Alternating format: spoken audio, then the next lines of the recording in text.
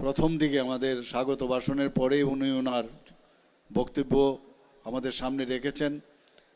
এই এলাকার জনপ্রিয় বিধায়ক শ্রী সঞ্জয় মানিক মহোদয় আমাদের মাঝে উপস্থিত আছেন। শ্রী কংজং মক, অনারেবল এমডিসি টিটিএডিসির উপস্থিত Pranab Kumar Tripura, honourable vice chairman BSC Karbook RD block. তাছাড়া এখানে উপস্থিত আছেন Shri K Shashi Kumar, secretary tribal welfare. উনি আমাদের সামনে এখানে উপস্থিত রয়েছেন মঞ্চে, এবং ডিএমএন কালেক্টর যিনি স্বাগত ভাষণ এখানে আমাদের সামনে রেখেছেন শ্রী রিঙ্কু লাথের। মাঝে মাঝে উনি ককবরক ভাষাতেও বলার চেষ্টা করেছেন, খুব ভালো লাগলো। হিন্দি তো বলেনি, কিন্তু ককবরক ভাষাতে বলাতে আমাদের কাছে মনে হলো যে কানেক্ট যেটাকে বলে, সেই কানেকশনটা উনি দেওয়ার চেষ্টা করেছেন সবার মাধ্যমে। এখানে উপস্থিত আছেন কে কিরণ কুমার, যিনি সুপারিনটেন্ডেন্ট অফ পুলিশ গোমতী ডিস্ট্রিক্টের। তাছাড়া এখানে জেলা ও আরক্ষা দপ্তরের যারা বিভিন্ন স্তরের কর্মীগণ উপস্থিত আছেন, বিভিন্ন লাইন ডিপার্টমেন্টের যারা কর্মকর্তাগণ এবং অন্যান্য বিশিষ্ট নাগরিকরাও এখানে উপস্থিত আছেন। এবং যাদের জন্য আজকের এই আয়োজন, যারা বিভিন্ন জায়গার থেকে পুণ্যার্থীরা এখানে সমবেত হয়েছেন, এবং আমার প্রিয় সাংবাদিকরা, সবাইকে আজকের এই পৌষ সংক্রান্তি মেলায় করবুকে উপস্থিত থাকার জন্য হার্দিক অভিনন্দন ও শুভেচ্ছা জানাচ্ছি। আমার বিশেষ কিছু বলার নেই, কারণ এর আগে আমার পূর্ববর্তী বক্তারা বিশেষভাবে আলোচনা করেছেন। আমরা জানি যে ভারতীয় যে উপমহাদেশ, তার যে সংস্কৃতি, সেই সংস্কৃতির মধ্যে যে শীতকালীন যে ফসল উৎপন্ন হয়, সেটাকে সামনে রেখে এই উৎসব, এই পৌষ সংক্রান্তি হয়ে থাকে। পৌষ মাসের শেষ, এবং জাতি জনজাতি এই পৌষ মাসের শেষের দিন সেটা কিন্তু উদযাপিত হয়। আগামীকাল 2-3 দিনের এখানে আমি যা জিজ্ঞেস করছিলাম মাননীয় বিধায়ককে যে কতদিন চলবে, বলে আজকে এবং কালকে, এবং যেহেতু এখানে অনেক যারা স্টল লাগিয়েছে এর জন্য হয়তোবা এটাকে আরও একদিন বাড়িয়ে 3 দিন করা হবে। এবং এর যে মেইন যে পারপাস, এটা তো কাহিনী তো বলেছেন আমাদের মাননীয় মন্ত্রী শ্রী শুক্লাচরণ নোয়াতি, এত কাহিনী বলেছেন, আমরা প্রতি বছরই জানি এখানে কেন এই রাইমোর সাইমার যে সঙ্গমস্থল, কিভাবে এখানে তার এই গোমতীর উৎপত্তি হয়েছে, সেই বিষয়ে আমাদের সবার জানা। এবং অনেকে হয়তোবা জানেন না, আবার অনেকে হয়তোবা জানেন, কিন্তু উনি যেহেতু বিস্তারিত এখানে বলেছেন যে বৃহত্তম এই যে নদী গোমতীর কিভাবে এখানে উৎপত্তি হলো, সবই কাহিনী। কিন্তু আমাদের এই কাহিনীর মধ্যেও সত্যতা, যারা ভগবান বিশ্বাস করেন, যারা গডকে বিশ্বাস করেন, নাস্তিকদের কথা বাদ দিন, ওদের কথা বলে লাভ নেই, কিন্তু আমরা সেই বিশ্বাস এবং এই বিশ্বাসের উপর ভিত্তি করে যে আশ্বাস আমরা সেইগুলো কিন্তু আমরা সবসময় গ্রহণ করি। এবং যদি আমরা সাইন্টিফিক্যালি দেখি, যে সাইন্টিফিক্যালি সূর্যের যে রাশিচক্র ধনু থেকে মকর রাশিতে যখন প্রবেশ হয়, সেই চিহ্ন হিসাবে আজকের দিনটি পালন করা হয়। যেহেতু এই যে পরিবর্তন সূর্যের দক্ষিণ থেকে উত্তরমুখী এই যে যাত্রা, সেটা দুটো একসাথে মিলে যায়, তাই এই উৎসবে আমরা সূর্য দেবতাকে আমরা নমস্কার করি এবং ওনার আশীর্বাদ আমরা কামনা করি। এবং এটা একটা নতুন যে শুরুর প্রতীকী হিসাবে আমরা সেটাকে পালন করি। এখানে আমার পূর্ববর্তী বক্তা বলেছেন, এখানে শুধু আজকে আমাদের এখানে না, সারা ভারতবর্ষেই এই প্রথা কিন্তু চলে আসছে এবং বিভিন্ন নামে আমাদের এই ভারতবর্ষ বিভিন্ন ল্যাঙ্গুয়েজের লোক আছে, বিভিন্ন জাতি, বিভিন্ন জাতের লোক আছে, বিভিন্ন প্রদেশের বিভিন্নভাবে ওনারা ওনাদের কথা বলেন এবং তাদের পূজা পার্বণও নামে খালি আলাদা, মোরাললেস গিয়ে দেখবেন প্রায় একই রকম। এবং খুব মজার বিষয় হচ্ছে এই দিনেই কিন্তু সমস্ত জায়গায় শুধু মানে ত্রিপুরাতে বাঙালি বা জাতি জনজাতি এদের মধ্যে না, পিঠে পুলি ইত্যাদি বানানো হয় এবং অনেক জায়গায় ঘুড়ি উড়ানেরও কাহিনী আমরা শুনতে পাই, পটকাও ফাটানো হয় এবং ফানুস উড়িয়ে এই যে দিনটাকে একটা উদযাপন করার যে একটা অভ্যেস, সেটা যুগ যুগ ধরে চলে আসছে। এখানে রাইমা ও সাইমার যে সঙ্গমস্থল, এটা কবে এখানে শুরু হয়েছিল ইতিহাসে কিন্তু তার হদিশ পাওয়া যায়নি। কত হাজার বছর আগে সেটা শুরু হয়েছিল কেউ নোবডি নোজ। আজকে আমাদের হিন্দু স্ক্রিপচার্স যদি আমরা দেখি, সেখানেও এই যে সায়েন্সের সাথে বৈজ্ঞানিকভাবেও কিন্তু হিন্দুর স্ক্রিপচারের মধ্যে যে উপনিষদ এবং বেদ এগুলো যদি আমরা দেখি, সেখানেও কিন্তু দেখা যায় যে এই যে ব্রহ্মাণ্ড ইউনিভার্স এবং হিউম্যান এক্সিস্টেন্স, তার মধ্যে একটা সায়েন্টিফিক থিওরি কিন্তু আমরা দেখতে পাই। এটা আমাদের ভারতবর্ষে এখনও যদি 2011 যদি আমরা সেন্সাস দেখি, ভারতবর্ষে এখনও হিন্দুর সংখ্যা প্রায় 79.8%।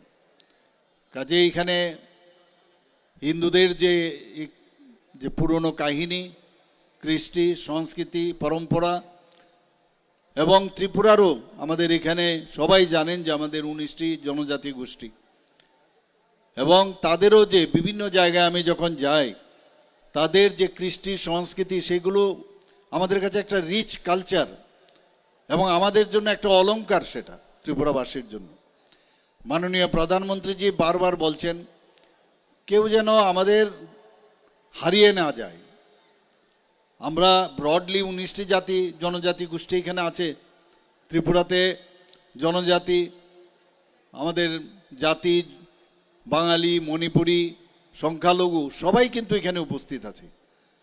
কাজে আমরা সবাইকে নিয়ে একসাথে সবকা সাথ সবকা বিকাশ, বিশ্বাস আর তার প্রয়াস, সেই একসাথে একটা শান্তির মধ্যে, ধরুন আজকের এখানের যে পৌষ সংক্রান্তি উপলক্ষে এই যে মেলার অর্থ সেখানে কিন্তু একটা মেলবন্ধন, মিলন।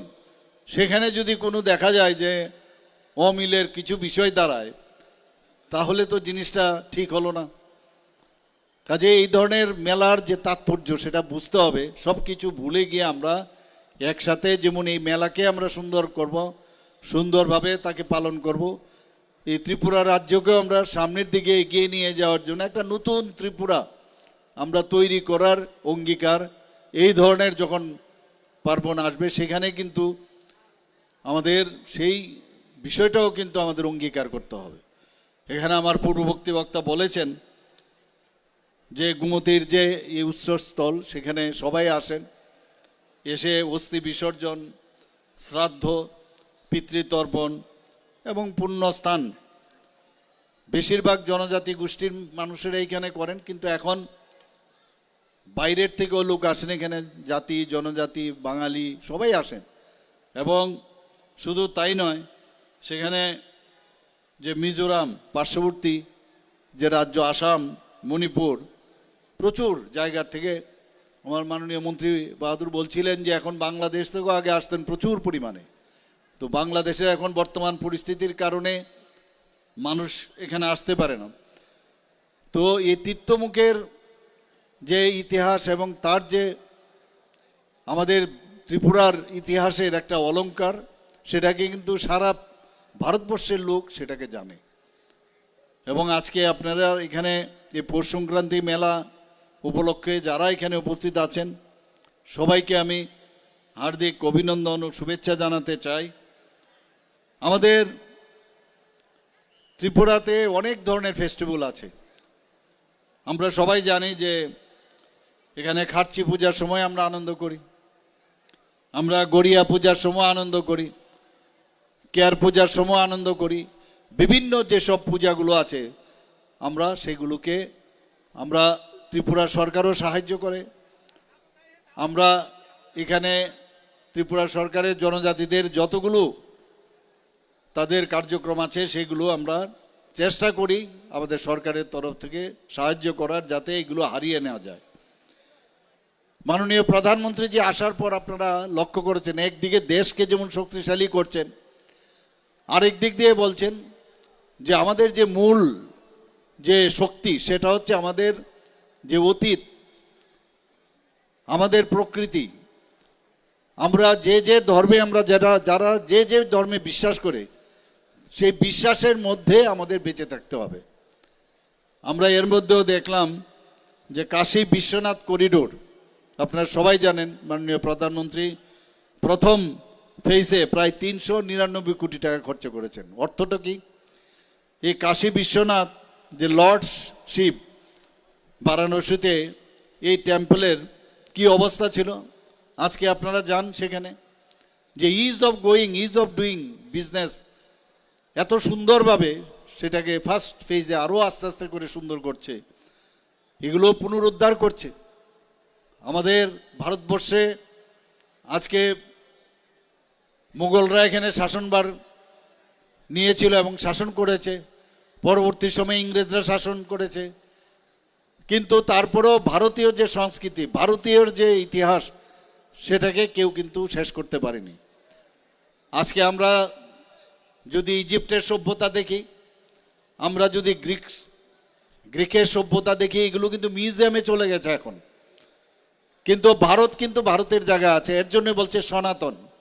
সনাতনের অর্থ কি?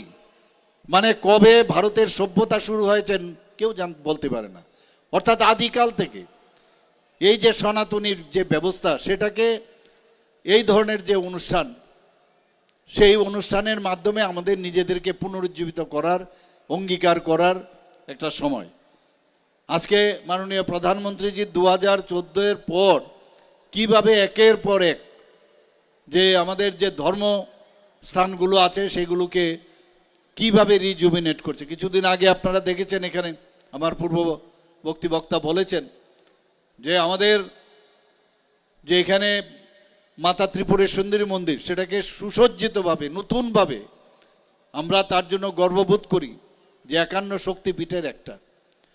সেখানে যখন মাননীয় প্রধানমন্ত্রী এসেছিলেন এবং সে যে আমরা যে এটাকে নতুনভাবে আমরা সেটাকে আমরা রিবিল্ড করেছি, এক্সটেনশন করেছি, উনি আমাকে জিজ্ঞেস করছিলেন যে এখানে ফুটফল কত মানুষ আসে পুণ্যার্থীরা। আমার কাছে তখন যা খবর ছিল আমি বললাম যে প্রতিদিন প্রায় 3 থেকে 3,500 লোক পুণ্যার্থীরা মাতা ত্রিপুরা সুন্দরী মন্দিরে আসেন, এবং মাসে প্রায় 12 থেকে 13 লাখের মতো লোক এখানে আসেন। তো আমি ওনাকে বললাম, এখন আপনি যেহেতু এসছেন, আমি নিশ্চিত যে আগামী দিন এই ত্রিপুরা সুন্দরী মন্দিরে ফুটফল আরও বাড়বে, এবং যেমন বলা তাই হয়েছে, এবং উনিও জানতেন সেটা। সারা ভারতবর্ষ তথা সারা পৃথিবীর মধ্যে এই মাতা ত্রিপুরা সুন্দরী সম্পর্কে কিন্তু জেনে গেল মানুষ, কারণ উনি যেখানে যান সেটাও কিন্তু আমাদের জন্য একটা বিরাট একটা বলা যায় যে কোথায় কি আছে সেই বিষয়টা জানা যায়। তো আমরা এখন যা আমার কাছে যা খবর আছে, প্রচুর পুণ্যার্থী এখানে আসছে। তো এক একটা বিষয় আমরা দেখলাম যে উনি এর মধ্যে কিন্তু আমরা আমাদের প্রাণটা খুঁজে পাই, আমরা আমাদের নিজেদেরকে একটা আত্মিক সম্পর্ক একজন আরেকজনের সাথে আমরা তৈরি করতে পারি, এবং এগুলোই মধ্যেই ভারতবর্ষের যে ঐতিহ্য, তার যে কৃষ্টি সংস্কৃতি, এর মধ্যেই বেঁচে আছে। প্রকৃতির মধ্যে প্রকৃতিকে শেষ করে আমরা আমাদের যে রিলিজিয়াস যে বিষয়গুলো আছে সেগুলো আমরা নিশ্চয়ই আমরা সেগুলোকে বাঁচিয়ে রেখে আমাদের সামনের দিকে এগোতে হবে। মহাকাল লোক প্রজেক্ট আপনারা সবাই জানেন, সেখানেও উজ্জয়নে আমি নিজেও সেখানে গিয়েছিলাম। সেই মহাকাল লোক প্রজেক্টে মাননীয় প্রধানমন্ত্রীজি সেটাকে সুন্দরভাবে সাজিয়ে, ওখানকার মুখ্যমন্ত্রী মধ্যপ্রদেশের আমাকে বলেছে একবার আইয়ে ভাই সাহেব আপ দেখিয়ে কিতনা খুবসুরত হুয়া উজ্জয়ন মে। কিন্তু আমি যাব একদিন, সেখানে সপ্তঋষি মণ্ডল, মণ্ডপম, ত্রিপুরেশ্বরা, বধ এবং নারঘর, এগুলো আমরা অনেকেই জানি না, কিন্তু এগুলোকে খুঁজে খুঁজে বের করে সেটাকে সুন্দরভাবে মানুষের কাছে নিয়ে যাওয়া, এগুলো মাননীয় প্রধানমন্ত্রীজি করছেন। শুধু তাই নয়, সেখানে story of birth of Ganesh ঠাকুরের যে জন্ম, সেই উজ্জয়নের সেই মহাকাল লোকে যে টেম্পল, সেখানে সেই বিষয়েও সেখানে উনি সেগুলোকে বের করার চেষ্টা করছেন, আমাদের জানানোর জন্য চেষ্টা করছেন। আমরাও সেগুলো জানি না। আজকে রাম মন্দির নিয়ে আপনারা ভাবুন যে রাম মন্দিরে 500 বছর এই রামলালার একটা টেন্টের মধ্যে থাকতো। কত লোক এই রামলালাকে প্রতিষ্ঠিত করার জন্য, তার স্থায়ী ঘর তৈরি করার জন্য কত চেষ্টা, কত মানুষ শহীদ হয়েছেন। সেই জায়গায় উনি এসে আজকে স্থায়ী একটা রাম মন্দির তৈরি করেছেন, রামলালার প্রাণ প্রতিষ্ঠা করেছেন। পাশাপাশি কিছুদিন আগে যে ধ্বজ উড়িয়েছেন, ধ্বজ উড়ানোর পরে সেটা পূর্ণাঙ্গ রূপ পেয়েছে রাম মন্দির। এখন রাম মন্দির তো হলো, কিন্তু এর অর্থটাও কিন্তু যদি আমাকে জিজ্ঞেস করেন, আমি আমার মতো করে আমি বুঝি যে আমরা কথায় কথায় বলি আরে রাম রাজত্ব আর এখনো নেই। অর্থাৎ রাম রাজত্বে এমন একটা অবস্থা ছিল ভারতবর্ষে, যেখানে মানুষের যে আইন আদালত হোক, বিচার ব্যবস্থায় হোক, সুখে শান্তিতে থাকা রাম রাজত্বের সময় মানুষ, নিরাপত্তা সব কিছু ঠিকভাবে ছিল। অর্থাৎ এই রাম মন্দিরকে প্রতিষ্ঠিত করে মাননীয় প্রধানমন্ত্রীজি বলতে চাইছেন যে এটা একটা সিম্বল, আমাদের আস্থা, বিশ্বাস, এবং রাম রাজত্বের সময় রামজি যেভাবে চালিয়েছেন, আমরাও আমাদের এই দেশকে সেইভাবে আমরা চালাতে চাই। এবং আমিও নিজেও সেখানে আমি গেছি, যাওয়ার পর সেখানে ওই যে ইতিহাসগুলো যখন মনে পড়ে, তখন আমাদের ধর্মের যে আমাদের যে বিশেষ যে অবস্থান, সেগুলো সম্পর্কে একটা নস্টালজিক যেটা ফিল, সেটা হয়। আজকে গতকালেই আমাদের বিবেকানন্দজির, স্বামী বিবেকানন্দজির যে 163তম জন্মবার্ষিকী আমরা পালন করেছি। খুব অল্প বয়সে উনি মারা গেছেন। আজকে যখন আমেরিকাতে উনি গেলেন, চিকাগোতে গিয়ে রামকৃষ্ণ পরমহংসদেবের আশীর্বাদ নিয়ে, যখন সেখানে গিয়ে একদম কেউ তো ওনাকে সেখানে সুযোগই দিচ্ছিলেন না, যখন স্বামী বিবেকানন্দ বললেন my dear sisters and brothers and sisters of America, একটা করতালি সেটা থামছিলই না সেখানে। এবং ভারতবর্ষের যে ধর্ম, সেটা সমস্ত পৃথিবীর কাছে কিন্তু উনি সেখানে খুলে ধরলেন। আগে ভারতকে সেইভাবে জানতো না। আর আরেক নরেন্দ্র, সেই নরেন্দ্র দত্ত শেষ পর্যন্ত স্বামী বিবেকানন্দ হলেন। আর আরেক নরেন্দ্র আজকে 2014 পরে, তার আগেও যে মরুভূমির জায়গা ছিল, প্রায় বলতে গেলে 13 বছর মুখ্যমন্ত্রী ছিলেন গুজরাট মডেল আমরা বলি, কি অবস্থা করেছে সেখানে, এত সুন্দর অবস্থা। আমি কয়েকবারই গেছি। তারেক নরেন্দ্র আজকে এই দেশকে আজকে সুরক্ষিত রেখেছে। এর আগে ভারতবর্ষের কি অবস্থা ছিল। আজকে আমরা আনন্দের সাথে এখানে আমরা এই ধরনের উৎসব পালন করছি। দেশ থাকলে তবে তো আগে আনন্দ পালন করবেন আপনারা। দেশকে সুরক্ষিত আজকে 2014 পরে মাননীয় প্রধানমন্ত্রীজি রেখেছেন। এর আগেও আপনারা দেখেছেন কি অবস্থা ছিল আমাদের। বাইরের থেকে এই পাকিস্তানের যে টেররিস্টরা এসে আমাদের দেশকে আক্রমণ করত, আমাদের যে পার্লামেন্টকে আঘাত করেছে, আক্রমণ করেছে। মুম্বাইয়ের কথা আপনারা চিন্তা করুন। আপনাদের জম্মু অ্যান্ড কাশ্মীরের কথা বলে তো লাভই নেই। আমাদের নর্থ ইস্টার্ন জোনের কী অবস্থা ছিল ভাবুন। সেই জায়গায় আজকে এসে শান্তি প্রতিষ্ঠিত হয়েছে, প্রায় 11টার মতো অ্যাকর্ড হয়েছে। আজকে নর্থ ইস্টার্ন জোনে শান্তি প্রতিষ্ঠিত হয়েছে। পাশাপাশি হীরা মডেল মাননীয় প্রধানমন্ত্রী দিয়েছেন। নর্থ ইস্ট যদি ডেভেলপ না হয়, বারবার বলছেন, তাহলে দেশও ডেভেলপমেন্ট হবে না। আজকে এখানে রেলওয়েতে আমরা আসছি যাচ্ছি, আজকে ইন্টারনেট, কোথায় কোথায় আমরা ইন্টারনেটে এত সুন্দরভাবে আমরা ব্যবহার করতে পারি। আমাদের যে রোডওয়েজ, ন্যাশনাল যে রোড এখন তৈরি হয়েছে এখানে 6টা, প্রায় কাজের শেষের পথে। আরও 4টা ইন প্রিন্সিপাল রাজি হয়েছে। শুধু তাই নয়, এয়ারওয়েজ এত সুন্দরভাবে এয়ারপোর্ট হয়েছে। তো যেখানে শান্তি থাকবে সেখানেই আপনার ডেভেলপমেন্ট হবে। ত্রিপুরাতেও আমরা চেষ্টা করছি, সারা 28টা রাজ্যের মধ্যে আমরা নিচের দিক থেকে 3rd পজিশন এখন ল অ্যান্ড অর্ডার সিচুয়েশনে। তো শান্তি রাখতে হবে এখানে। ত্রিপুরা একমাত্র রাজ্য, আপনারা দেখেছেন এর আগে যে টেররিস্ট গ্রুপগুলো ছিল, কি অবস্থা ছিল আগে। অপহরণ বাণিজ্য একটা এখানে প্র্যাকটিস হয়ে গিয়েছিল।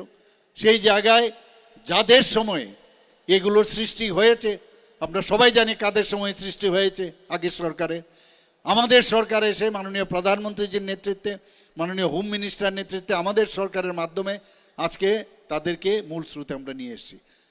এই ধরনের প্রচুর যে কাজগুলো ওনারা করেছেন, আমরা সেইগুলোকে এখন ঠিকঠাক করছি এখানে। বন্ধুগণ, আপনারা সবাই জানেন জনজাতিদের নিয়ে আমরা কত চিন্তিত। মাননীয় প্রধানমন্ত্রীজি জনজাতিদের উন্নয়ন ছাড়া বারবার বলছেন জনজাতিদের উন্নয়ন আমাদের কাছে প্রায়োরিটি।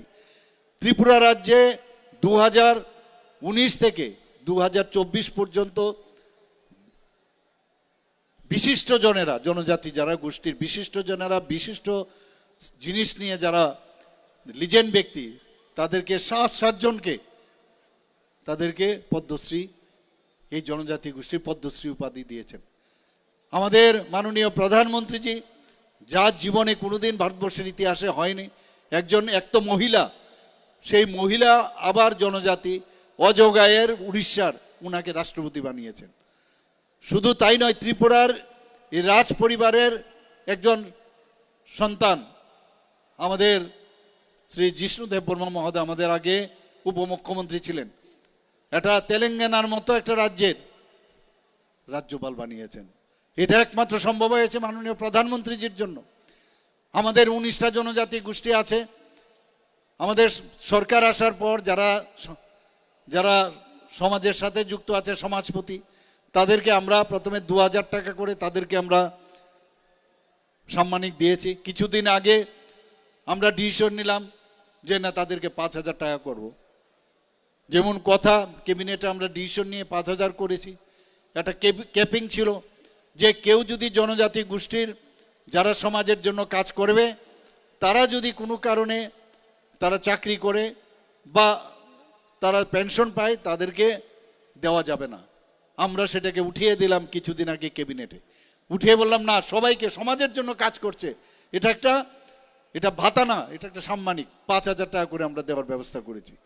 19টা জাতি গোষ্ঠীর মধ্যে মাত্র দেখা গেল প্রায় 13 থেকে 14 জন, হয়তো বাকিগুলো কোথায় গেল। যখন আমি চিফ সেক্রেটারিকে জিজ্ঞেস করলাম, বললে যে এই ধরনের সমাজ ব্যবস্থা অনেক জনজাতি গোষ্ঠীর মধ্যে নাই, তার জন্য তাদেরকে দেওয়া হয় না। আমি বললাম তাহলে প্রধান হবে, কেউ কান্ডারি হবে, কেউ কিছু একটা হবে, যে হেড হবে তাদেরকে দেব। এবং সেইভাবে আমরা ডিসিশন নিয়েছি যে সবাইকে 5000 টাকা করে প্রতি মাসে আমরা দেব।